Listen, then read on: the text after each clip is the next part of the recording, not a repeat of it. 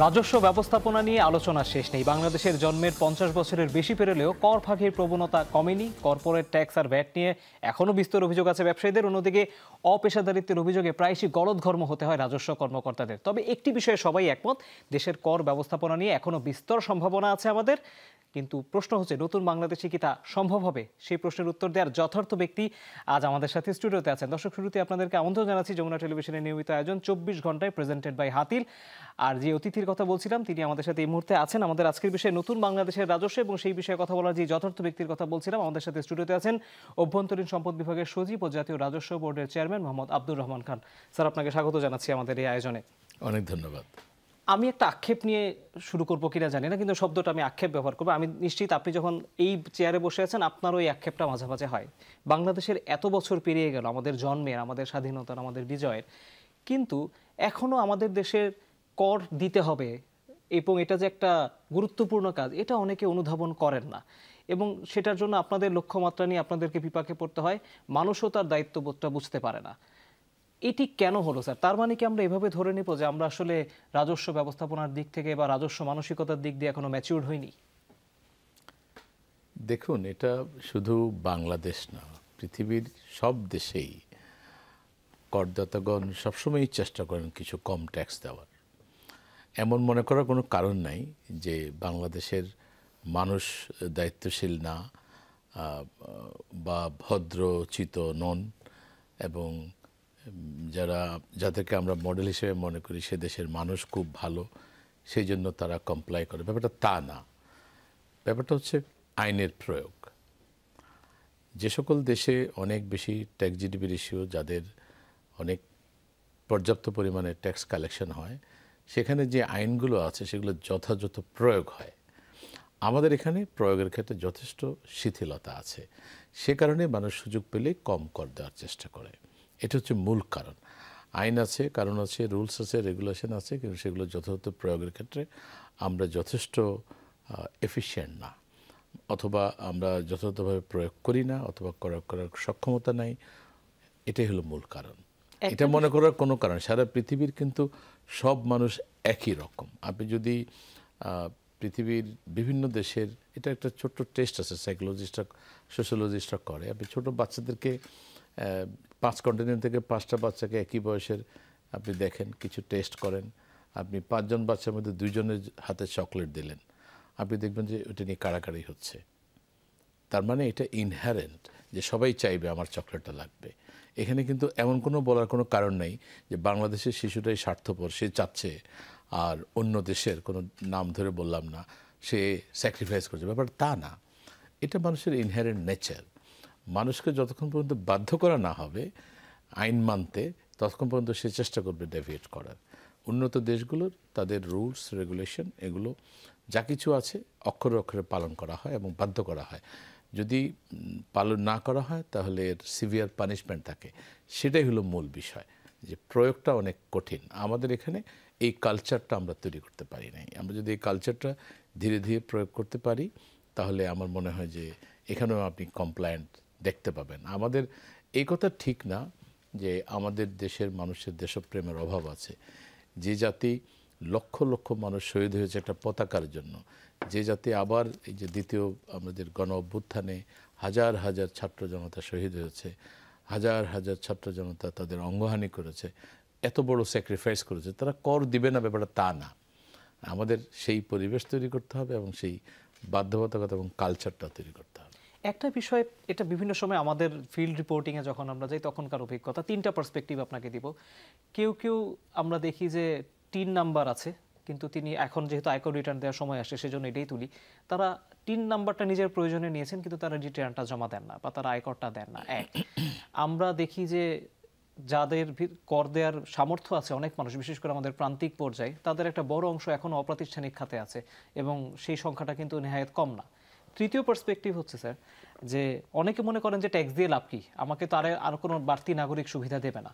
তার মানে তারা আরেকটু বাড়তি নাগরিক সুবিধা চান, যেটা বিশ্বের অন্যান্য দেশে এখনও চর্চা করে, যে আমি যদি নিয়মিত ট্যাক্স দিই আমাকে একটা হয়তো সার্টেন জায়গায় একটা স্পেশালাইজ সুবিধা দিবে, চিকিৎসার ক্ষেত্রে বা শিক্ষার ক্ষেত্রে। এটা নিয়ে আপনারা ভাবেন কিনা, আমি একটু এই প্রেক্ষাপটটা আপনার কাছ থেকে জানতে চাই। না, ঠিকই বলেছেন আপনি। প্রথম যেটা বললেন যে প্রয়োজনে টিআইএন নিয়েছে, এখন রিটার্ন দিচ্ছেন না। এর দুটো কারণ থাকতে পারে। একটা হতে পারে যে ওনার একটা ভীতি আছে যে ট্যাক্স রিটার্ন জমা দেওয়ার যে টেকনিক্যাল জিনিসগুলো, আইন কানুনগুলো উনি হয়তো ভালো বোঝেন না। এটাকে সহজবোধ্য করে ওনাদের কাছে উপস্থাপন করতে হয়তো আমরা পারিনি, এটা একটা। একটা হচ্ছে আমরা ওনাদেরকে যথাযথ পরিবেশ দিতে পারি না যে উনি সহজে ঘরে বসে ট্যাক্স রিটার্নটা তৈরি করবেন, হয়তো এটা আমরা এখনও কনফার্ম করতে পারিনি। এটা একটা বড় কারণ। আর ট্যাক্স এডুকেশনের কথা যদি বলেন, আমরা এই জায়গাটাতে অনেক পিছিয়ে আছি। সত্যিকার অর্থে জনসচেতনতা খুবই কম পৃথিবীর বিভিন্ন দেশে। আমি একবার জাপানে গিয়েছিলাম 1 মাসের ট্রেনিং, আমি দেখেছি সেখানে ইভেন এলিমেন্টারি স্কুলের বাচ্চাদেরকে ট্যাক্স শেখানো হয় কার্টুনের মাধ্যমে। আমাদের এখানে ট্যাক্সেশনটা পড়ানো হয় একমাত্র কমার্স স্টুডেন্ট, তাও গ্র্যাজুয়েশন লেভেলে। আমাদের এর আগে কিন্তু আমরা এটাকে কোথাও পাঠ্য করতে পারি না। আমরা এখন উদ্যোগ নিচ্ছি, আমরা কিছু কন্টেন্ট তৈরি করছি, যদি সম্ভব হয় আমরা প্রাইমারি, হাই স্কুল এবং টার্সিয়ারি লেভেলে ট্যাক্স এডুকেশনটাকে একটু ধীরে ধীরে কিভাবে আমরা এটাকে আরও সচেতনতা বাড়াতে পারি। আমরা অনেক ক্যাম্পেইনও এখন শুরু করেছি। আপনারা দেখবেন যে আজকে সকালে আপনাকে একটা দেখালাম যে আমরা জনসচেতনতা বাড়ানোর জন্য কাজ করছি। আর এদিকে আমাদেরও ফেলিওর আছে। আমার কাছে রেকর্ড আছে মানে কোন ব্যক্তি সম্মানিত করদাতা টিআন সার্টিফিকেট নিয়েছেন কিন্তু রিটার্ন দেননি। আমার দায়িত্ব হচ্ছে ট্যাক্স অফিসিয়াল হিসেবে ওনাকে পরামর্শ দেওয়া, ওনাকে খুঁজে বের করা এবং ওনাকে কমপ্লাই করার জন্য যা যা করার সহযোগিতা করা অথবা বাধ্য করা, এটা কিন্তু আমারও দায়িত্ব আছে। আমরা কিন্তু এই দায়িত্বটা ঠিকমতো পালন করি না। যদি করতাম উনি ট্যাক্স রিটার্ন না দিয়ে ডেফিনেটলি উনি ট্যাক্স রিটার্ন দিতেন। উনি যখন দেখছেন যে ট্যাক্স রিটার্ন না দিলেও ওনার কেউ কোনো ডিস্টার্ব করছে না, সে কারণে হয়তো উনি দিচ্ছেন না। অ্যাগেন এখানে এনফোর্সমেন্টটা খুবই উইক। আমাদের এই এনফোর্সমেন্টটা যদি আমরা স্ট্রং করতে পারি, অবশ্যই আমরা ট্যাক্স রিটার্ন পাবো। আপনি আয়কর রিটার্ন যখন শুরু হলো, আমরা তো প্রত্যেক বছরই শেষের দিকে এসে একটু ঘটা করে এটা যাতে সবাই দেয়, একটু আয়কর মেলার আয়োজন ছিল। এখন তো কর অঞ্চলের অফিসগুলোতে অনেকটা ওই পরিবেশে ট্যাক্স বা আয়কর রিটার্ন আহরণ করা হয়। আপনি একটা কথা বলছিলেন যে সবাই যাতে অনলাইনে রিটার্ন জমা দেয় সেটি আপনি নিশ্চিত করতে চান। আমার প্রশ্ন হচ্ছে যে এটির জন্য এনবিআর এবং আমাদের করদাতারা সবাই সমানভাবে প্রস্তুত কিনা, এবং অনেকের টেকনিক্যালিটিস নিয়ে প্রশ্ন আছে, ফাইন্যান্সিয়াল লিটারেসি বা ট্যাক্স লিটারেসি নিয়ে প্রশ্ন আছে, এগুলো নিশ্চয়ই একই সাথে এনশোর করা দরকার। কতটা সারা আপনারা পাচ্ছেন? ট্যাক্স রিটার্ন যেটা আপনি বললেন যে আমরা ইলেকট্রনিক ট্যাক্স রিটার্ন যেটা 2021 সালে সেকেন্ড টাইম আমরা চালু করেছি, এটা ধীরে ধীরে জনপ্রিয় হচ্ছে এবং কিছু টেকনিক্যাল প্রবলেম ছিল। আমি দায়িত্ব নেওয়ার পরেই এটাকে আমরা অনেক বেশি গুরুত্ব দিয়েছি। আমার কাছে মনে হয়েছে যে সম্মানিত করদাতাগণ যদি সহজে ঘরে বসে ট্যাক্স অফিসে না এসে রিটার্নটা তৈরি করে জমা দিতে পারেন এবং ট্যাক্সও ঘরে বসে জমা দিতে পারেন, তাহলে কোনো কারণ নাই উনি একজনকে পাঠাবেন বা নিজে আসবেন, সময় ব্যয় করবেন, অর্থ ব্যয় করবেন। এবং অনেকেরই হয়তো ট্যাক্স অফিসে আসলে ওনাদের যে এক্সপেক্টেড সার্ভিস ওনারা আশা করেন সে ধরনের সার্ভিস ওনারা পান না, কারণ এখানে অনেক বেশি ভিড় থাকে, আমাদের লোকবল কম থাকে। তো এই ধরনের অভিজ্ঞতা তো ওনাদের থাকার দরকার নাই, যদি উনি ঘরে বসেই রিটার্নটা সাবমিট করতে পারেন। আমরা সেই ব্যবস্থাই করেছি। এখন এবারের ইনকাম ট্যাক্স রিটার্ন যেটা আমরা এই রিটার্নে বিভিন্ন প্রবলেমগুলো, ত্রুটি বিচ্যুতিগুলো ফিক্স করার পরে এখন স্বাচ্ছন্দ্যে সবাই দিতে পারছেন। আর যেহেতু আমাদের করদাতা যারা, তারা তো বেসিক্যালি কোনো না কিছু তারা করেই টাকা রোজগার করছেন এবং ওনাদের এই সময়ে এসে আর এই টেকনোলজিক্যাল প্রবলেমটা নাই। এটা খুবই ইউজার ফ্রেন্ডলি। আপনি নিজে অনলাইনে রিটার্ন সাবমিট করেছেন, আপনি দেখবেন যে আপনি লগ ইন করে যখন ডাটাগুলো এন্ট্রি দিবেন আপনাকে খুব সুন্দর করে নেভিগেট করে নিয়ে যাবে কিন্তু সিস্টেমই। এবং আপনি যখন রিটার্ন কমপ্লিট করে ফেলবেন তখন ট্যাক্স পেমেন্টের ব্যাপার আসবে। আপনি চাইলে ইলেকট্রনিক ট্রান্সফারের মাধ্যমে দিতে পারেন, ব্যাংক ট্রান্সফারের মাধ্যমে। আপনি চাইলে ডেবিট কার্ড, ক্রেডিট কার্ড দিয়ে দিতে পারেন। আপনি চাইলে মোবাইল ফাইন্যান্সিয়াল সার্ভিস দিতে পারেন। যারা ডেবিট কার্ড এবং ক্রেডিট কার্ডে দেয় তাদেরকে একটু বেশি চার্জ করা হতো। আমরা উদ্যোগ নিয়ে বাংলাদেশ ব্যাংকে চিঠি লিখে সেই চার্জটাকে মিনিমাম করে ফেলেছি, যে তারা 20 টাকা নেবে 25,000 টাকার কম হলে, আর 25,000 টাকা বেশি হলে তারা ম্যাক্সিমাম 50 টাকা নেবে কার্ডগুলো। একইভাবে মোবাইল ফাইন্যান্সিয়াল সার্ভিসের ক্ষেত্রে আমরা এটাকে সিমিলার করে দিয়েছি, যে ট্যাক্স পেমেন্ট যদি করে কনভিনিয়েন্স ফি হিসাবে ম্যাক্সিমাম 30 টাকা চার্জ করতে পারবে। আমরা দেখি যে আমি তো মনে করি অভূতপূর্ব সাড়া আমরা পেয়েছি। আমাদের গত বছর টোটাল রিটার্ন পড়েছে 5 লাখ অনলাইনে। এই বছর এখন পর্যন্ত প্রায় 7 লাখের কাছাকাছি এর মধ্যে 6,60,000 হয়ে গেছে বোধহয় আজকে। তো সেক্ষেত্রে আমি তো মনে করি এই বছর 12-13 লাখের কম হবে না অনলাইন রিটার্ন। আর আমরা নেক্সট ইয়ারে আশা করি এটা হয়তো আমরা আরও বড় করব, এবং আমাদের যে আরও যে এক্সপিরিয়েন্সগুলো আমরা নিচ্ছি লার্নিং বাই ডুইং, আমাদের ট্যাক্স পেয়ারদের থেকে সম্মানিত করদাতাগণ যে ফিডব্যাক দিচ্ছেন কোথায় কোথায় প্রবলেম হচ্ছে, এগুলো আমরা সাথে সাথে রিজলভ করছি, এবং এটা আরও ইউজার ফ্রেন্ডলি হচ্ছে। আমি কোনো কারণ দেখি না যে অনলাইনে রিটার্ন দেওয়ার এত চমৎকার সুযোগ থাকা সত্ত্বেও কেন সম্মানিত করদাতাগণ ট্যাক্স অফিসে যাবেন এবং এই ঝামেলাটা কেন নেবেন। ওনাকে যাতায়াত করতে হবে, ওনাকে সময় ব্যয় করতে হবে, আমি কোনো কারণ দেখি না। ফলে এটা অবশ্যই জনপ্রিয় হবে, সারা পৃথিবীর সব জায়গাতেই এখন অটোমেটেড হয়ে গেছে। আর অটোমেটেড হলে যেটা হয় যে আমাদের সার্ভিস কোয়ালিটিটা আমরা এনশিওর করতে পারি। আমাদের সার্ভিস নিয়ে আমাদের সম্মানিত করদাতাগণের যে অভিযোগ, অনুযোগ, অসন্তোষ, এগুলো অনেক কমে যাবে বলে আমি মনে করি। একটা বিষয় স্যার একটু অন্য প্রসঙ্গে আসি, সেটা হচ্ছে যে আপনি যখন দায়িত্ব নিলেন তখন একটা দেশে এক ধরনের রাজনৈতিক পালাবদল হয়েছে, আমাদের অভ্যুত্থান হয়েছে এবং নতুন বাংলাদেশ আমরা যেটিকে বলছি। তারপরে আমরা দেখতে পেলাম যে গত 3 মাসে প্রায় 300 কোটি টাকার শুল্ক বা কর ফাঁকির ঘটনা উদ্ঘাটন করেছে জাতীয় রাজস্ব বোর্ড, স্পেসিফিক্যালি হলো 286 কোটি টাকা। স্যার আমার প্রশ্নটা হচ্ছে, এটা এতদিন কেন করা গেল না? এতদিন কি তাহলে আমরা প্রস্তুত ছিলাম না, নাকি এই তথ্যগুলো আমরা আগে পাইনি? কারণ এখন তো অনেকের নাম উঠে উঠে আসছে যারা কর ফাঁকি দিয়েছে। তো দেখেন, এখানেও এটা কিন্তু শুধুমাত্র এক জায়গায় বললে হবে না। এখন যেমন মিডিয়াতে অনেক রিপোর্ট হচ্ছে, আপনি দেখেন আগে কিন্তু এই রিপোর্টগুলো আসে নাই। আমাদের গোয়েন্দাগিরিগুলো বা সংবাদগুলো কিন্তু বিভিন্ন মাধ্যমে আমাদের কাছে আসে। তো সেক্ষেত্রে যদি এই প্রক্রিয়াটা যদি বাধাগ্রস্ত হয় অথবা এই প্রক্রিয়াটা যদি চলনশীল না থাকে, তাহলে তো এই সমস্যাটা হবে। এখন যেমন অনেক কিছু উঠে আসছে, আমরা বিভিন্নভাবে শুনছি, জানছি, এগুলো আগে কেউ জানতো না। তো সে কারণেই এই ঘটনাটা ঘটছে। আগেও স্পেসিফিক তথ্য পেলে অবশ্যই এনবিআর এগুলো ইনকোয়ারি করতো, কিন্তু সেক্ষেত্রে তথ্যের এরকম অবাধ প্রবাহটা তখন ছিল না, ইনফরমেশনগুলো সেভাবে আসে নাই। এখন আসছে, কাজ হচ্ছে। স্যার আমরা কি আরো বেশি খুঁজছি, বা আমরা কি তাদের বিরুদ্ধে সামনে ব্যবস্থা নিতে পারবো যাদের নাম উঠে আসছে? না, অবশ্যই আমরা তো অত্যন্ত কমিটেড। যাদের নাম উঠে আসছে আইনানুগভাবে আমরা ব্যবস্থা গ্রহণ করব। বিশেষ করে যারা রাজস্ব ফাঁকি দিয়েছেন তাদের লেজিটিমেট বা আইনানুগ যে কর দেওয়ার কথা, অতটুকু কর আমরা আদায় করার চেষ্টা করব। আমরা অবশ্যই জুলুম করব না, আমরা ন্যায্য করটা আদায় করার চেষ্টা করব। স্যার আপনি যখন দায়িত্ব নিলেন, আমার মনে আছে, আমি একটু কোট করেই বলতে চাই, আপনি একটা কথা বলেছিলেন যে তেলবাজি সংস্কৃতি বন্ধ করতে হবে, তথ্যে কোনো ধরনের গরমিলের সুযোগ নেই, এবং সেটার জন্য আপনি আপনার কলিগদেরকে আপনি সচেতন করেছেন যে তারা যাতে এটার ব্যাপারে সচেতন হয়। স্যার আপনার কলিগদেরকে নিয়ে আপনার এখন পর্যন্ত মূল্যায়ন কি? তারা কতটা দক্ষ হয়েছে, তারা কতটা সচেতন হয়েছে? কারণ তাদের নিয়েও কিন্তু অভিযোগ কম না। এটা আপনারা আমার চেয়ে ভালো বলতে পারবেন। আমরা চেষ্টা করব যে আমাদের সম্মানিত কর্তাদের যে পারসেপশন, তার একটা সার্ভে করার জন্য আমরা উদ্যোগ নেব, এবং সেখান থেকে আমরা জানতে পারবো যে সত্যিকার অর্থে আমাদের করদাতাগণের এর আগে ওনারা যে ধরনের সার্ভিস পেতেন তার কোনো উন্নতি হলো কিনা। আমি আজকে সকালে এখানে আসার আগেও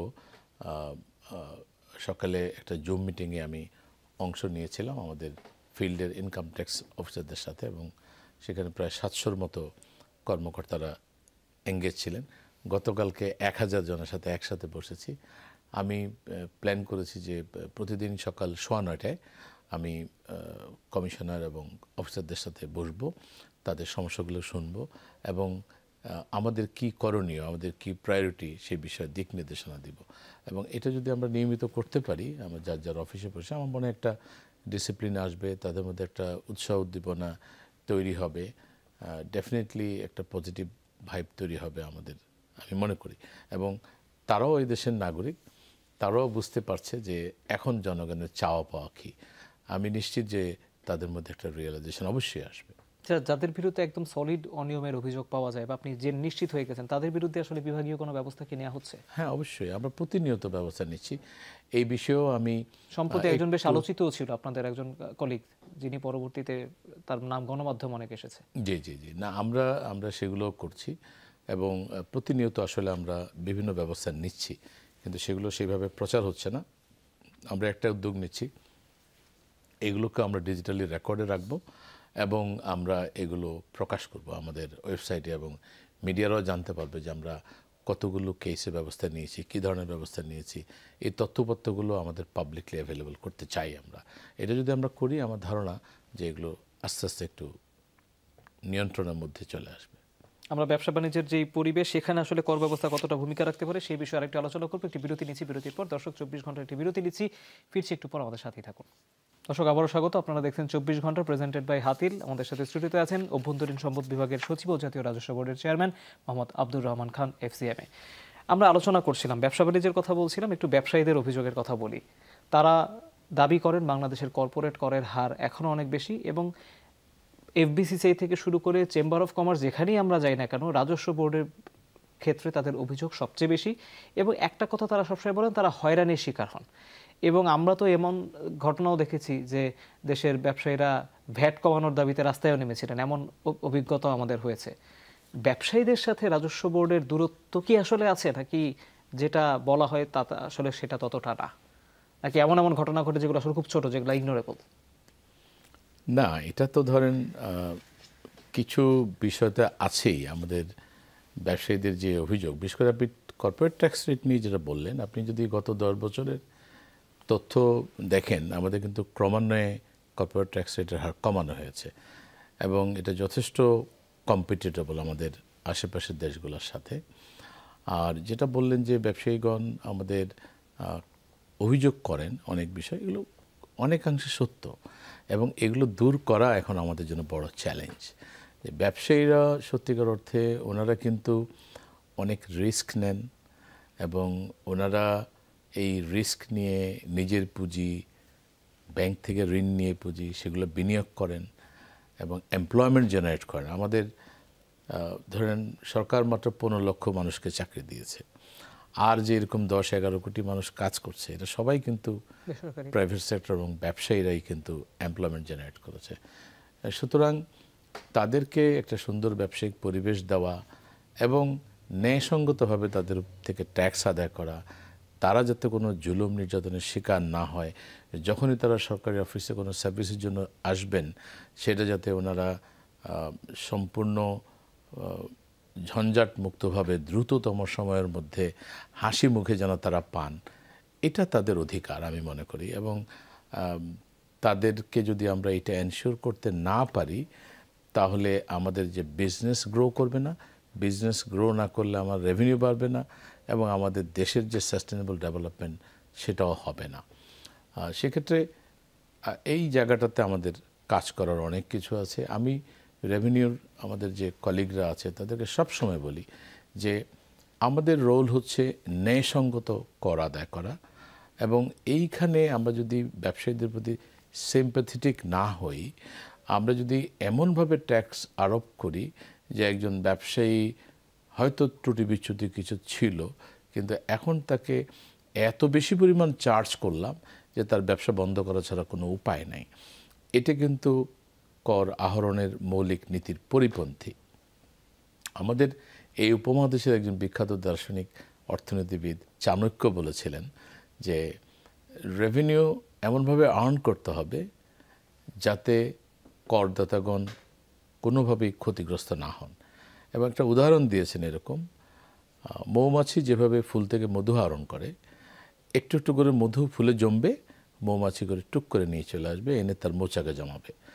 রেভিনিউ সোলজারদের কাজ, আমাদের রাজস্ব কর্মকর্তাদের কাজ হচ্ছে বিজনেস গ্রো করবে, প্রফিট করবে, এই প্রফিট হচ্ছে আমার মধু, প্রফিটের একটা অংশ আমি সরকারি কোষাগারে নিয়ে আসবো, আমার সরকারি কোষাগার হলো মৌচাক। এটাই হচ্ছে আমাদের নিয়ম। ফুলের যেমন কোনো ক্ষতি হয় না তেমনি ব্যবসায়ীদেরকে ক্ষতিগ্রস্ত করা যাবে না। বাট আনফর্চুনেটলি আমরা কখনো কখনো ওভার রিয়েক্ট করি, আমাদের কখনো কখনো এমন ধরনের জাজমেন্ট বা এমন ধরনের অ্যাকশানে চলে যাই যে ট্যাক্সপেয়াররা চূড়ান্ত রকমের ক্ষতিগ্রস্ত হয় এবং সে কারণে কিন্তু এত কমপ্লেইন। এবং আমাদের যে ট্যাক্স ল বলি, ভিএটি ল বলি, কাস্টমসের ক্ষেত্রে বলি, প্রত্যেকটা জায়গাতেই কিন্তু সংস্কারের ব্যাপক সুযোগ আছে। আমরা যদি ইন্টারন্যাশনাল বেস্ট প্র্যাকটিসের কথা বলি, আমরা যদি ফরেন ডাইরেক্ট ইনভেস্টমেন্ট এখানে আনতে চাই তাহলে যে ধরনের পলিসি কনসিস্টেন্সি প্রয়োজন, যে ধরনের যৌক্তিক ট্যাক্সেশন পলিসি আমাদের নেওয়া দরকার এবং ইন্টারন্যাশনাল লিটারেচারে ক্যানন অফ ট্যাক্সেশনের যে বেসিক প্রিন্সিপালগুলো আছে সেগুলো থেকে আমরা অনেক ডেভিয়েট করেছি। সে কারণে আমাদের 3টা আইনেই ব্যাপক সংস্কারের সুযোগ আছে। এবং এই ক্ষেত্রে যেহেতু আমাদের মূল স্টেক হোল্ডার হচ্ছে ব্যবসায়ীগণ, তাদের সহযোগিতা ছাড়া আমরা কোনোভাবেই এগুলোকে ইমপ্রুভ করতে পারবো না। আরেকটা বিষয় হলো, আপনি যত আলোচনা করেন বাংলাদেশের অর্থনীতি নিয়ে, অর্থনৈতিক ইমপ্রুভমেন্ট নিয়ে, সেই আলোচনাটা একাডেমিক হতে পারে, সেটা গবেষণা হতে পারে, সেটা রাজনৈতিক হতে পারে, সেটা অর্থনৈতিক ইকোনমিস্টদের আলোচনা হতে পারে। দেখবেন শেষ কথাটা হচ্ছে, আমাদের দেশ ভালোভাবে চলতে গেলে, আমাদের ডেভেলপমেন্টকে সাস্টেনেবল করতে গেলে আমাদের এনাফ রেভিনিউ আর্ন করতে হবে। আদারওয়াইজ যেটা হবে, আমাদের উন্নয়নের জন্য যে বিপুল অর্থের প্রয়োজন, আমাদের বেসিক সার্ভিস মিট করার জন্য যে বিপুল অর্থের প্রয়োজন, এটা আমাদেরকে ঋণ করতে হবে। ঋণ করা মানে আমাকে ঋণের অনেক টাকা সুদ দিতে হবে।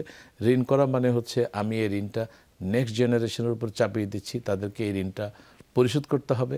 এবং অনেক ইকোনমিস্টরা বলেন যে এটা ইন্টার জেনারেশনাল ইনইকুয়ালিটি তৈরি করছে, কারণ এই জেনারেশন কম ট্যাক্স দিচ্ছে, বেশি ভোগ করছে, পরের জেনারেশনের উপর চাপিয়ে দিচ্ছে, এবং লং টার্মে কিন্তু এটা বাংলাদেশ সাস্টেনেবল থাকবে না। এটা একটা বড় ক্রাইসিস। সেক্ষেত্রে আমাদের প্রচুর পরিমাণে ট্যাক্স আদায় করতে হবে। এবং আপনি যে প্রশ্নটা করলেন যে আমাদের ট্যাক্স এক্সপেন্ডিচার নিয়ে, অনেক সময় আমরা অনেক বেশি ট্যাক্স এক্সপেন্ডিচার দিয়ে থাকি। এই মুহূর্তে যেমন আমি গতকাল আমাদের IMF মিশনের সাথে একটা আলোচনা হয়েছে, আমাদের একটা মিশন চলছে। আমাদের ডেভেলপমেন্ট পার্টনারদেরও বড় কথা হলো যে আমাদেরকে নিজস্ব রেভিনিউ শক্তিতে দাঁড়াতে হবে, এবং আমাদের যে রেভিনিউ লিকেজগুলো হয় সেগুলো আগে লিক প্রুফ করতে হবে। আমরা প্রচুর ছাড় আমরা দিয়েছি, এবং এটার হয়তো প্রয়োজনও ছিল, কারণ আমাদের তো এদেশে তো আগে ইন্ডাস্ট্রিয়ালিস্ট ছিল না। আমরা ধীরে ধীরে শিল্পকে প্রমোট করার জন্য অনেক রকমের কর ছাড় দিতে হয়েছে, এবং সে কারণে কিন্তু অনেক ইন্ডাস্ট্রি দাঁড়িয়েছে। এখন বোধহয় সময় এসছে আমাদের সম্মানিত ব্যবসায়ীবৃন্দকে এবং সম্মানিত করদাতাগণকে চিন্তা করতে হবে যে আসলে আমাদের কর ছাড়ের যে সংস্কৃতি, এটা আমরা আর কন্টিনিউ করব কিনা। এটা আসলে করার সুযোগ আমার কাছে মনে হয় যেন কমে এসছে। আমাদের এখন যথেষ্ট বয়স হয়েছে, দেশের বয়স 50 বছর পার হয়ে গেছে। আমরা যদি এখন রাইট ট্র্যাকে না আসতে পারি, ট্যাক্স রেট কম হোক বেশি হোক, ইউনিফর্মলি যদি এটা সবার জন্য প্রয়োগ করতে না পারি, তাহলে কিন্তু এই বৈষম্য যদি আমরা দূর করতে না পারি, আমাদের রেভিনিউ বাড়বে না। আমাদের ট্যাক্স জিডিপি রেশিও অনেক কম। যেমন আমাদের অন্যান্য দেশের সাথে অনেক ইন্ডিকেটরে আমরা ভারত এবং পাকিস্তান থেকে অনেক আগানো, কিন্তু এই একটা জায়গায় অনেক পেছানো। আপনি যদি করদাতার নেটের কথা বলেন, আমাদের নেটও অনেক ছোট। আমাদের যদিও টিআইএনধারী 1.5 কোটি হয়, কিন্তু রিটার্ন দিচ্ছে মাত্র 44 লাখ। ইভেন 44 লাখ যারা রিটার্ন দিচ্ছে, এর মধ্যে নন ট্যাক্সেবল রিটার্নের পরিমাণ অনেক বেশি। ফলে সত্যিকার অর্থে ট্যাক্স দেন এরকম সংখ্যা কিন্তু যথেষ্ট কম। ইভেন আমরা যদি টোটাল পপুলেশনের কথা বলি, টোটাল পপুলেশনের মাত্র 5.2% বাংলাদেশে টিআইএন আছে, ইন্ডিয়াতে আছে 23-এর উপরে। তা আপনি যদি সেভাবে বিবেচনা করেন, আমাদের ট্যাক্স নেট বড় করার অনেক সুযোগ আছে। আমাদের এক্সিস্টিং ট্যাক্স পেয়াররা সবসময় কমপ্লেন করে, আমি যদি ট্যাক্স নেটে আছি, আমাদের রেভিনিউ পিপল সবসময় যিনি ট্যাক্স দেন ওনাকে আরও বেশি দেওয়ার জন্য চাপ দেন, অথবা অনুরোধ করেন, রিকোয়েস্ট করেন। এটা অনেক সময় তাদের উপর চাপ পড়ে যায়। তো সেক্ষেত্রে যাদের সামর্থ্য আছে সবাইকে যার কম ইনকাম সে কম দিবে, যার মাঝারি ইনকাম সে মাঝারি দিবে, যার বেশি ইনকাম সে বেশি দিবে, কিন্তু সবাইকে দিতে হবে। এই জায়গাটাতে আমাদের বড় জায়গায় হাত দিতে হবে। আমাদের সেক্ষেত্রে ট্যাক্স নেট বড় করার সুযোগ আছে। আমি একটু জুড়ে দিতে চাই, প্রান্তিক পর্যায়ে অনেক মানুষ আছে যারা এখনো মানে কর দেওয়ার সামর্থ্য আছে, কিন্তু তারা আসলে ট্যাক্স নেটের আওতাতে আছে, কিন্তু তারা ট্যাক্স দিতে অনীহা প্রকাশ করে।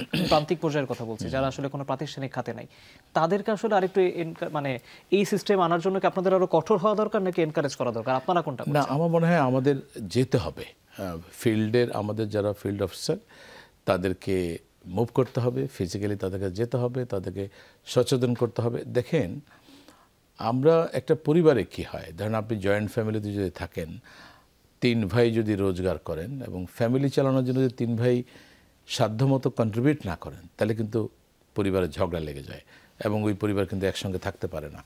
রাষ্ট্র তাই, আমরা 17 কোটি বলেন 18 কোটির একটা পরিবার। তো এই পরিবারের যাদের যতটুকু সামর্থ্য আছে, আপনি যদি শুধুমাত্র বলেন যে হ্যাঁ যারা ট্যাক্স দিচ্ছে তারাই ট্যাক্স দিবে, আর বড় একটা অংশ তারা ট্যাক্স নেটের বাইরে থাকবে, সে কখনোই ট্যাক্স দিবে না, তাহলে কিন্তু এই যে আমার বড় পরিবারে কিন্তু একটা বড় অসন্তোষ এবং বৈষম্য তৈরি হলো, এবং এটা আমার বিজনেস গ্রোথের জন্য, দেশের ডেভেলপমেন্টের জন্য কোনোভাবেই ভালো না।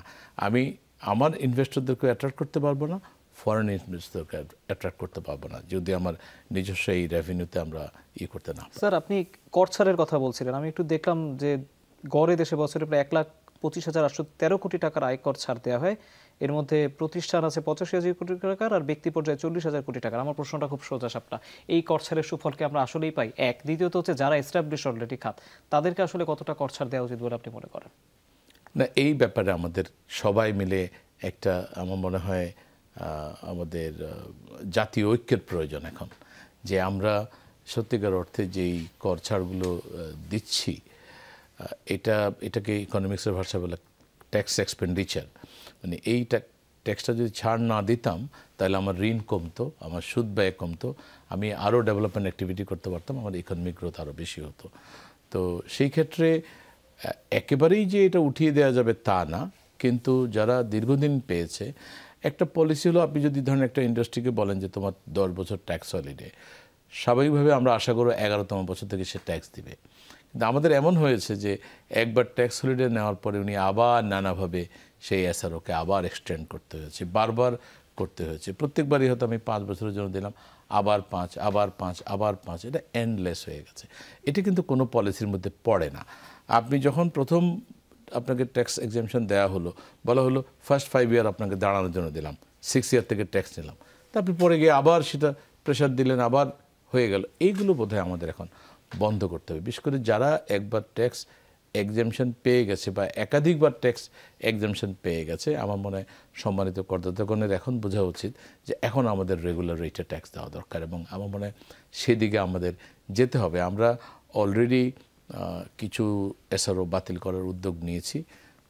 এই সপ্তাহে আমরা 6-7টার মতো এসআরও বাতিল করেছি, আরও কিছু আমাদের পাইপলাইনে আছে। এই যে কর সুবিধার যে আইনগুলো, সেগুলো আমরা ধীরে ধীরে চেঞ্জ করছি এবং এটা আমাদের করতেই হবে। একটা বিষয় স্যার প্রশ্ন করতে চাই, তারপর আমি আরেকটা বিরতি নিব। সেটা হচ্ছে যে যখন ব্যবসায়ীদের সাথে আমরা কথা বলেছি, ব্যবসায়ীরা দুটি বিষয় বলেন, এটা অবশ্য ক্রেতারাও বলেন বা গ্রাহকরাও বলেন, যে ভ্যাটের হার এটি নিয়ে আসলে আরেকবার ভাবার সুযোগ আছে কিনা। কারণ অনেকের কাছে 15% ভ্যাটের যে রেটটা, এটা তাদের কাছে অনেক বেশি আনরিজনেবল মনে হয়। এক, ব্যবসায়ীদের আরেকটি অভিযোগ আছে, সেটা হচ্ছে যে অগ্রিম কর যেটা দেওয়া হয়, এটা নিয়ে তাদের আপত্তি আছে। কনসিডারিং দ্য ফ্যাক্ট, তারা মনে করেন যে এখানে রিফান্ড বা ফেরত পাওয়ার সংস্কৃতিটা বা অভিজ্ঞতাটা তাদের জন্য ভালো না। ভ্যাট এবং অগ্রিম আয়কর, আপনার অবজারভেশন কি? ভ্যাটের ক্ষেত্রে রেট যেটা বললেন 15%, এটা আসলে আমার বিবেচনায় বেশি না।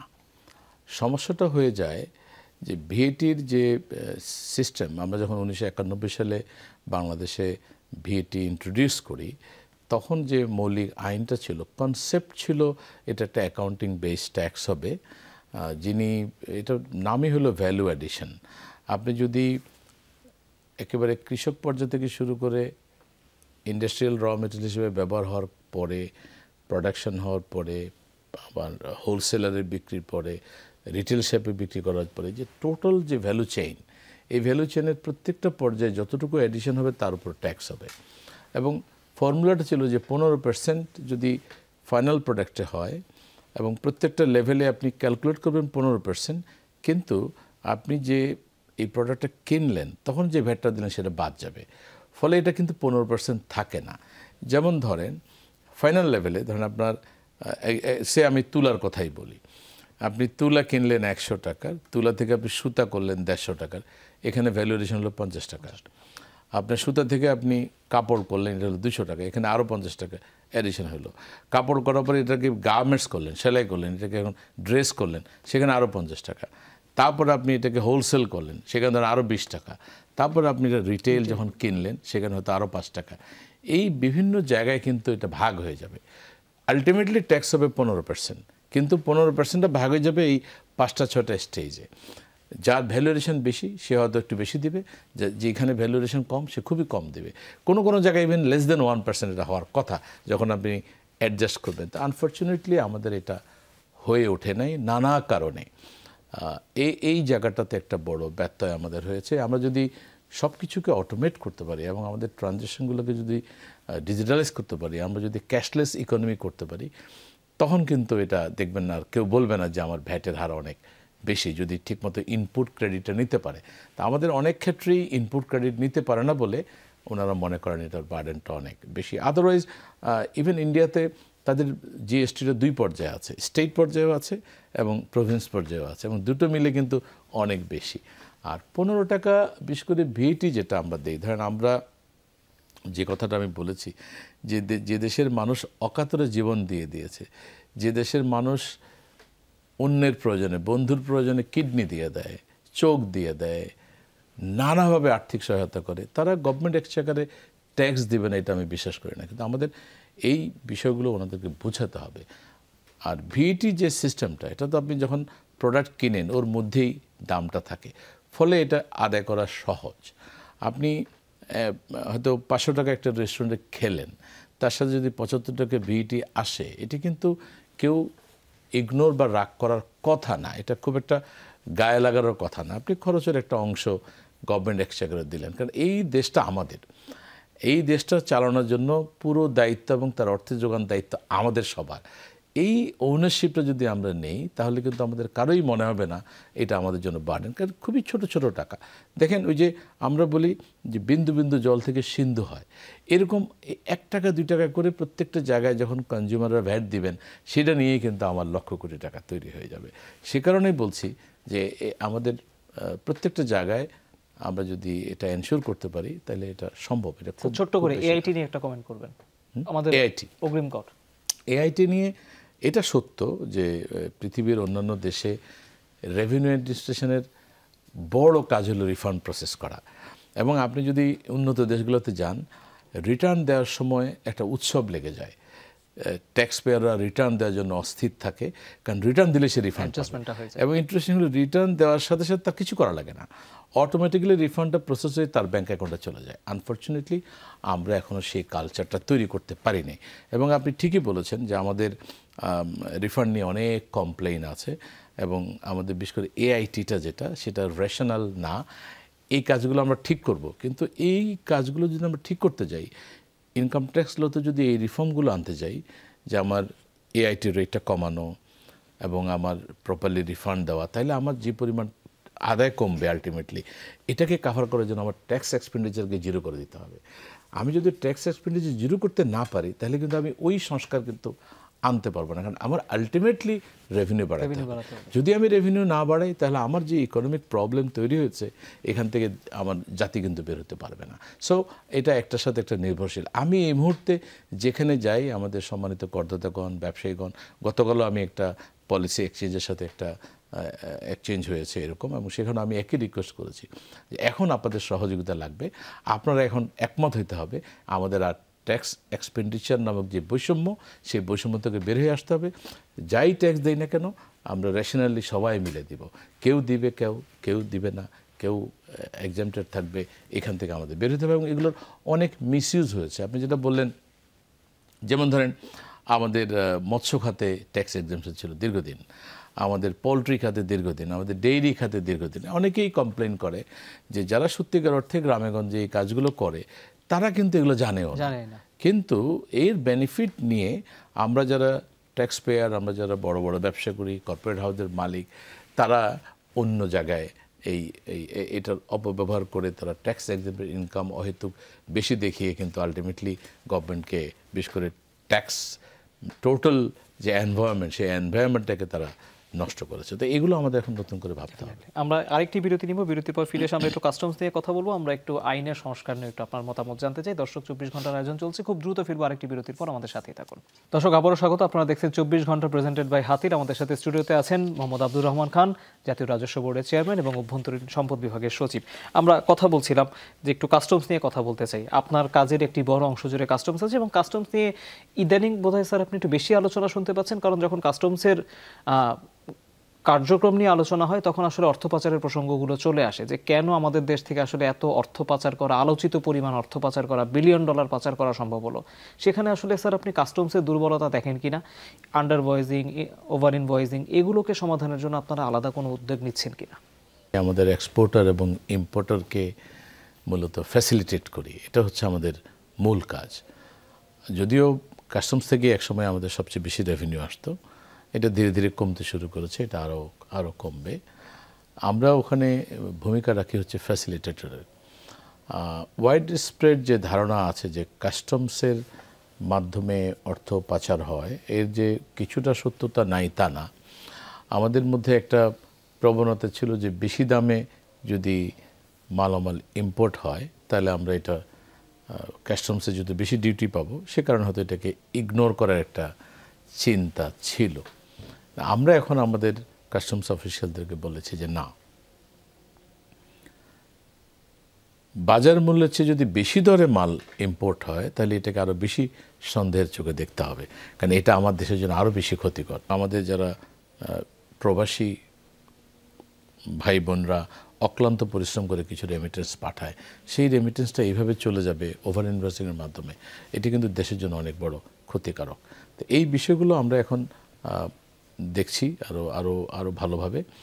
আর আমরা যেটা চেষ্টা করছি যে টোটাল প্রসেসগুলোকে অটোমেট করার জন্য আমরা এসএগুডা ওয়ার্ল্ড ব্যবহার করছি, যদিও এর পুরো বিষয়গুলো আমরা সবগুলো মডিউলের, বিশেষ করে রিস্ক ম্যানেজমেন্ট যে বিষয়গুলো আছে সেগুলো অত এক্সপার্ট হয়ে ওঠেনি। এখন আমরা এগুলোর উপরে গুরুত্ব দিচ্ছি এবং আমরা আশা করি যে অ্যাটলিস্ট কাস্টমসের এই ওভার ইনভেস্টিং আনভেস্টমেন্টসে করে যাতে মানি লন্ডারিং না হয় সেদিকে আমরা একটা চেষ্টা নিতে পারবো না। এখানে আমরা অটোমেশনকে বেশি গুরুত্ব দিচ্ছি। স্যার, ফিল্টারিংটা আরেকটু কঠিন করা যায় কিনা? আবার এসআইগুলোর কথা বলছেন, ওখানে ওটিপি বা পাসওয়ার্ড যাতে অন্য কেউ ব্যবহার না করে সেটা নিয়ে আপনি জিরো টলারেন্সের ঘোষণা দিয়েছেন। এটা কি নিশ্চিত করা খুব সহজ হচ্ছে কিনা? আংটারের উদ্ভাবিত সফটওয়্যার এবং প্রায় 100টার বেশি দেশের ব্যবহার করা হয়। দ্য সিস্টেম ইটসেলফের সমস্যা নেই, যেটা হয়েছে আইডেন্টিটি থেফট। আমাদের কাস্টমসের অফিসারগণ বিভিন্ন জায়গায় ওনারা কিন্তু কাস্টম হাউস এর বাইরেও পোর্ট এরিয়াতেও কাজ করা লাগে। তো সেখানে land port area, sea port area, airport area, এগুলো কিন্তু কাস্টমসের নিজস্ব অফিস না। সিকিউরিটি মেনটেন করা, অনেকে দেখে ফেলে, হয়তো একটুখানি ওয়াশরুমে গেলো, এইগুলো যাতে না করতে পারে আমরা এখন সিকিউরিটি সিস্টেমকে অনেক বেশি কঠিন করেছি। আমরা 3-4টা স্তরে ভেরিফিকেশন এনশিওর করেছি এবং এমনও করেছি যে আমরা আইপি বাউন্ড করেছি। ধরেন যারা ইউজার, সে যেই ডেস্কটপ বা ল্যাপটপ ব্যবহার করে এন্ট্রি নেবে, অন্য কোথাও থেকে যেন ঢুকতে না পারে। তো এইভাবে আমরা এগুলোর ব্যবস্থা অনেকটা নিয়েছি। এখন আইডেন্টিটি থেফটের বিষয়ে এখন আর কমপ্লেন থাকবে না। এমনিতে ওভারঅল কাস্টম হাউসে, যেমন আপনার যদি ঢাকা কাস্টম হাউস এবং চিটাগাং কাস্টম হাউসে যান, এখন আপনার ডিফারেন্সটা টের পাবেন যে আমরা দ্রুত মালামাল খালাস করা এবং অহেতুক হয়রানির শিকার না হওয়া এবং যেই মালামালগুলো দীর্ঘদিন ধরে পড়ে আছে এগুলো যদি ছাড়ানো হয় ছাড়ানো, অথবা নিলাম হলে নিলাম, আমরা নিলামটাকে অটোমেটেড প্রসেসে নিয়ে আসছি। আমি একটা টাস্ক ফোর্স তৈরি করে এখান থেকে 25 জন অফিসার পাঠিয়েছি চিটাগাং পোর্টে, শুধুমাত্র যে সকল গাড়ি দীর্ঘদিন ইয়ার্ডে পড়ে আছে এগুলোকে ক্লিন করার জন্য। চিটাগাং পোর্টে 4টা ডেঞ্জারাস কার্গো 14 বছর ধরে পড়েছিল, সেগুলো আমাদের পোর্টের চেয়ারম্যান মধ্যে বলতেছে আমরা বোমের উপর বসে আছি, যে কোনো সময় দুর্ঘটনা ঘটতে পারে। সেগুলো 14 বছর পর আমরা রিমুভ করেছি। অনেকগুলো যেটাগুলো রেফ কন্টেনার বলে, যেগুলোতে আমাদের বিভিন্ন প্রোডাক্ট এসছে কিন্তু মালগুলো ডেলিভারি হয় নাই, এগুলো ইয়ার্ড ভরে রেখেছে। ইভেন যারা কন্টেনার, তারা কন্টেনার নিতে পারছে না, এগুলোকে আমরা এখন ক্র্যাশ প্রোগ্রাম করে এগুলোকে ডিসপোজ করতেছি এবং বিনষ্ট করতেছি। ফলে চিটাগাং পোর্টের এরিয়া এবং তাদের যে অপারেশনাল এফিসিয়েন্সি এটা বাড়বে, প্লাস আমাদের এগুলো বাড়বে। তাছাড়া আমাদের এক্সপোর্টার, ইম্পোর্টার এবং ব্যবসায়ীদেরকে সুবিধা দেওয়ার জন্য আমরা একটা সিঙ্গেল উইন্ডো প্রজেক্ট হাতে নিয়েছি, ন্যাশনাল সিঙ্গেল উইন্ডো। আনফর্চুনেটলি অনেক দিন দেরি হয়ে গেছে, এখন আমরা এটাকে চালু করতে পারিনি। আগামী 1 মার্চের মধ্যে আমরা ফুল সুইং চালু করব। এটা যদি হয় তাহলে ব্যবসায়ীগণকে এখন 19টা রেগুলেটরি অর্গানাইজেশনের কাছ থেকে 110 ধরনের সার্টিফিকেশন নিতে হয়। তারা অত জায়গায় যাওয়া লাগবে না, 19টা অফিসে ঘোরাঘুরি করে লাগবে না। আমাদের ন্যাশনাল সিঙ্গেল উইন্ডোতে লগ ইন করে এক জায়গা থেকে তারা সবগুলো সার্টিফিকেট নিতে পারবে। একইভাবে বন্ড অটোমেশনে, বন্ড নিয়ে অনেক কমপ্লেইন, বিশেষ করে যারা এক্সপোর্ট করেন, রি-এক্সপোর্ট করেন বন্ডেড ওয়্যারহাউসের মাধ্যমে, এটা মিসইউজও হয়েছে। এটা কিন্তু সত্য কথা। আপনি যদি দেখেন অনেক আইটেম আমাদের রেকর্ডে তেমন কোনো ইম্পোর্ট নাই, অথচ বাজার ভরা। তার মানে বন্ডেড ওয়্যারহাউসের মাধ্যমে এগুলো আসছে এবং এগুলো অন্যরা ব্যবহার করছে। এটা নানা জায়গায় এটা আছে। ইভেন সোনা একটা বড় গ্ল্যারিং এক্সাম্পল। সোনার ইম্পোর্ট খুবই কম, কিন্তু আমরা দেখি যে বাজারে অনেক স্বর্ণ। তো এই বিষয়গুলো ঠিকঠাক করার জন্য আমরা আসলে টোটাল অটোমেশন পদ্ধতিতে যাচ্ছি। যখনই এ ধরনের কোনো ইস্যু থাকবে আমরা যাতে করে এগুলোকে আর্টিফিশিয়াল ইন্টেলিজেন্স এবং আমাদের প্রোগ্রামিংয়ের মাধ্যমে ঠিক করতে পারি, অডিট যাতে আমরা ঠিকমতো করতে পারি। যারা কমপ্লায়েন্ট ট্যাক্স পেয়ার, যাদের through out their life 50 years 40 ইয়ার্সে কখনো কোনো অনিয়ম হয়নি, তাদের জন্য গ্রিন চ্যানেলের ব্যবস্থা করা। আমরা অথরাইজড ইকোনমিক অপারেটর নামে একটা সিস্টেম চালু করছি, সেখানে তাদের ক্লিয়ারেন্স ছাড়াই মাল চলে আসবে, পরবর্তীতে এগুলো পোস্ট ক্লিয়ারেন্স অডিট হবে। এই টাইপের অনেকগুলো আমরা উদ্যোগ নিচ্ছি যাতে করে আমাদের বিনিয়োগকারীরা, বিদেশি বিনিয়োগকারী হোক দেশি বিনিয়োগকারী হোক, তাদের যাতে ইজ অফ ডুইং বিজনেস হয়, সহজে যাতে তারা সার্ভিসগুলো পেতে পারে। এগুলো যদি আমরা করতে পারি এবং আমাদের যেই উদ্যোগটা আমরা নিচ্ছি, আমাদের ইনকাম ট্যাক্স, ভ্যাট এবং কাস্টমস প্রতিটা কাজ যা কিছু আমরা করি এটাকে ওভারঅল অটোমেট করবো এবং এই জন্য একটা মাস্টার প্ল্যান তৈরি করে আমরা দীর্ঘমেয়াদে আগাম। স্যার, আমরা একবারই অনুষ্ঠানের শেষ পর্যায়ে দুটি বিষয় নিয়ে আপনার অবজারভেশন জানতে চাই। সেটি হচ্ছে যে আর কিছুদিন পরে, আরও সময় আছে, আরও প্রায় 6 মাস পরে আমাদের নতুন এক ধরনের বাজেট আসবে। তো প্রত্যেকবারই এনবিআর চেয়ারম্যানরা যারা বিভিন্ন সময় দায়িত্ব পালন করেছেন তারা বলেন যে লক্ষ্যমাত্রা এত বেশি দেওয়া হয় কেন। এটি নিয়ে আপনাদের আরও অবজারভেশন আছে কিনা এক। দ্বিতীয়ত হচ্ছে স্যার, আপনি বিভিন্ন সময় দায়িত্ব নেওয়ার পরে বলেছেন যে বেশ কিছু আইন সংস্কার করতে হবে যদি আমরা রাজস্ব আহরণ বাড়াতে চাই। নতুন বাংলাদেশে নতুন সরকার, আপনার প্রত্যাশা কি যারা নীতি নির্ধারক তাদের কাছে? না, আপনি খুবই রেলিভেন্ট প্রশ্ন করেছেন। অ্যাডভান্স কান্ট্রিগুলোতে বাজেট যখন হয় তখন বেসিক্যালি একটা সায়েন্টিফিক ফোরকাস্টিং মডেল ইউজ করা হয়, যে এনবিআর থেকেও করে যে তার সক্ষমতা কতটুকু, আগামী বছর কত টাকা কালেক্ট হবে, বিভিন্ন ম্যাক্রো ইকোনমিক এবং ইকোনমিক ফ্যাক্টরগুলোকে বিবেচনা নিয়ে। একইভাবে মিনিস্টার অফ ফাইন্যান্সও করে। আনফর্চুনেটলি আমার দেশে দুইটার একটাও নাই। আমার এনবিআরও সেই কম্পিটেন্স বা ক্যাপাসিটি নাই এবং ডাটা নাই। আপনার যদি ডাটা না থাকে, আপনি যদি ম্যানুয়ালি ডাটা সংগ্রহ করে, এটা সম্ভব না, হিউজ পরিমাণ লাগে। ফলে যেটা হয়, আমাদের যে বাজেটটা হয়, আমাদের প্রথমে এক্সপেন্ডিচার সাইজটা মিনিস্টার অফ ফাইন্যান্স থেকে ঠিক করে ফেলে। প্রথমে টোটাল বাজেট সাইজ কত হবে, যেমন ধরেন 8 লক্ষ কোটি টাকা ফর এক্সাম্পল। তারপরে ঠিক করে আমাদের ডেফিসিট কত হবে, ওখানেই বসে ঠিক করে। সে বললো যে আমরা 5% ডেফিসিট করবো, অর্থাৎ ঋণ করবো 5%, বাকিটা কে আদায় করবে? এনবিআর, অথবা অল্প কিছু এনটিআর, নন ট্যাক্স রেভিনিউ খুবই অল্প, বাকিটা এনবিআর উপরে দিয়ে দেওয়া হয়। এবং এটা এক সেন্সে আপনি যেটা বললেন যে কমপ্লেন, এটা চাপিয়ে দেওয়া হয়। এটার ফলে যেটা হয়েছে যে আপনি যদি গত 10 বছরের অ্যাভারেজ নেন, আমার গ্রোথ হচ্ছে 11, 12, 13%, কিন্তু আমাকে টার্গেট দেওয়া হয় অ্যাকচুয়াল কালেকশন থেকে 40% বেশি, 35% অ্যাভারেজ থাকে। এখন আমার তো প্রতি বছর বেইজও বড় হয়, আপনি খেয়াল করেন। আমরা 1972 সালে ট্যাক্স কালেকশন করছি মাত্র 167 কোটি টাকা। গত বছর আমি ট্যাক্স কালেকশন করছি 3,62,000 কোটি টাকা। আমার বেজ বড় হয়ে গেছে না? এখন 167 কোটি টাকার পার্সেন্টেজ আর 3,62,000 কোটি টাকার পার্সেন্টেজ একরকম হবে না। সো এখানেও আমাদের ব্যবসায়ী সমাজের একটা বড় কমপ্লেইন আছে, যখনই এনবিআরকে বেশি টার্গেট দেওয়া হয় তখনই ব্যবসায়ীদের উপরে এই চাপটা গিয়ে সরাসরি গিয়ে পড়ে। তো এটা একটা বড় ব্যাপার। আসলে আমাদের বাজেট সাইজ নির্ধারণ ক্ষেত্রে আমাদের প্রকৃত সক্ষমতা বিবেচনা করে যদি আমরা বাজেট সাইজটা ঠিক করি এবং প্রয়োজনীয় ব্যয়ের বাইরে যাতে আমাদের অপ্রয়োজনীয় ব্যয় যেন না হয়। আমাদের মিডল ক্লাস ফ্যামিলি প্রথম প্রায়োরিটি হচ্ছে বাচ্চাদের লেখাপড়া, আমাদের স্বাস্থ্য, আমাদের একটা সুন্দর থাকার ব্যবস্থা।